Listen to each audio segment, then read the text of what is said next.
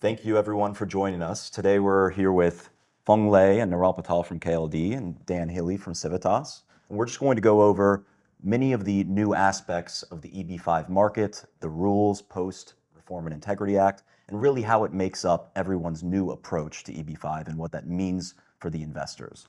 So to begin, I would love to just get an intro from the two of you, if you don't mind, Phuong. That would be great. Sure. So we're KLD LLP, right? We're an EB-5 firm. Our firm is really built top down to specialize in EB-5. We are probably one of the largest, if not the largest, EB-5 filers. We've done over 5,000 cases from investors around the world and over $2.5 billion in EB-5 projects. Gives us a tremendous insight into what USCS is okay with, what they're going to approve and everything else. And so we bring that knowledge to our investors and to our clients.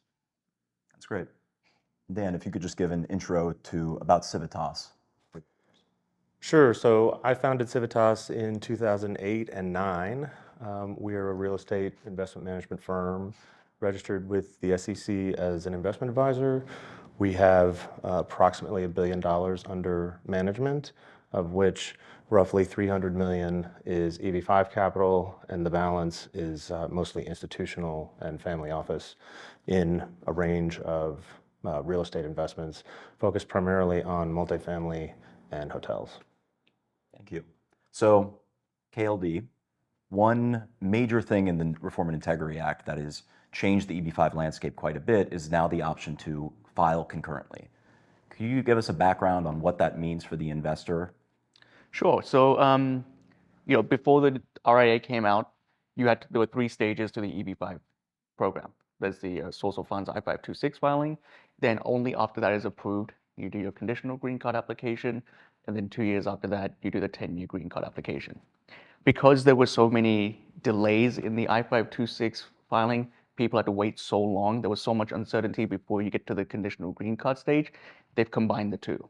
What that means now is that if you're physically present in the US, you can file your I-526 and your conditional green card at the same time concurrently. Benefit of that is that now you can employment authorization, travel authorization all within 6 months while you wait out the conditional green card. Excellent. Yeah, in short, like of all the changes, like so with the new EB-5 Reform Integrity Act, obviously they brought more compliance, they made the amount more expensive, but I think concurrent filing was one of the most important changes that it brought because it single-handedly addresses probably the biggest problem that EB-5 has faced throughout the years. Processing times, way too long.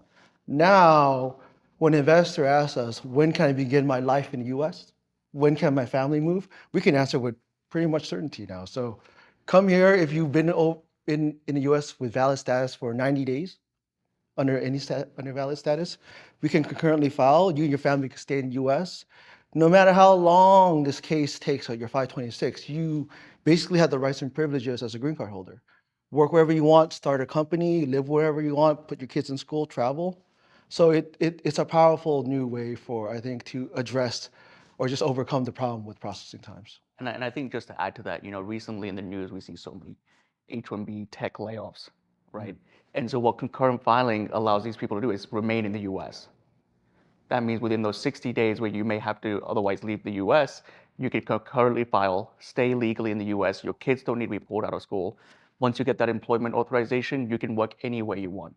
The issue with a lot of H-1B and EB-2 filings is that you need sponsorship. You need an employer who's willing to foot the bill and sponsor you for employment. There's a lot of uncertainty there. Now with the EAD, you can set up your own business. You don't need sponsorship. It opens you up to so much more employment opportunities. Freedom, easier freedom.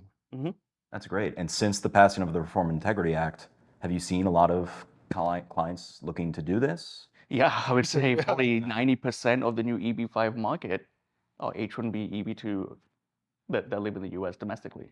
Yeah. It's really encouraging.